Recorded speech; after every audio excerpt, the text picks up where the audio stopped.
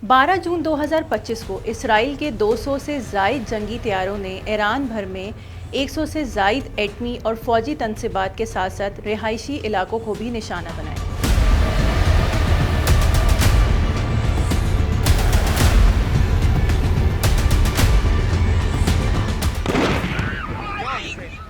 इन हमलों में कई अहम एटमी साइंसदान और फ़ौजी कमांडर मारे गए।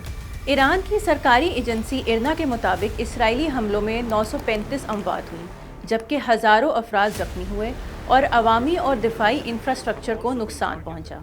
ईरान में बमबारी शुरू होते ही दारुल हुकूमत और दीगर बड़े शहरों से लोगों ने नकल मकानी की कोशिश की। तकरीबन 90 लाख लोग गाड़ियों में बड़े शहरों ख़ुसूसन तेहरान से बाहर निकले। इसके जवाब में ईरान ने इसराइल पर 1000 तक बैलिस्टिक मिसाइल और ड्रोन दागे, जिनमें से इसराइली फ़ौज के मुताबिक तकरीबन 90% को फ़िज़ा में ही तबाह कर दिया गया।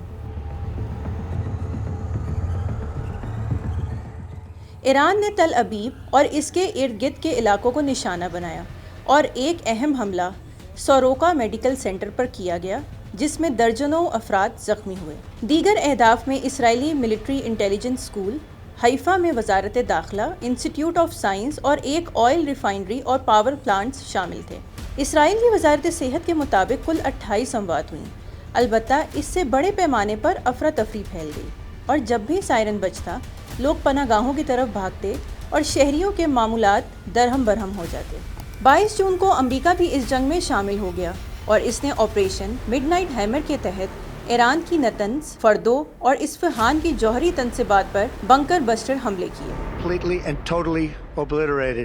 अमरीकी हमले के जवाब में ईरान ने कतर में वाक़े अमरीकी अड्डे अल उदैद बेस पर लगभग 6 मिसाइल दागे। अलबत्ता इनमें अमवात की इत्ला नहीं मिली। बिलाखिर अमरीकी सदर ट्रंप ने सोशल मीडिया पर जंगबंदी का ऐलान किया और यूं ये मामला अपने अंजाम को पहुंचा।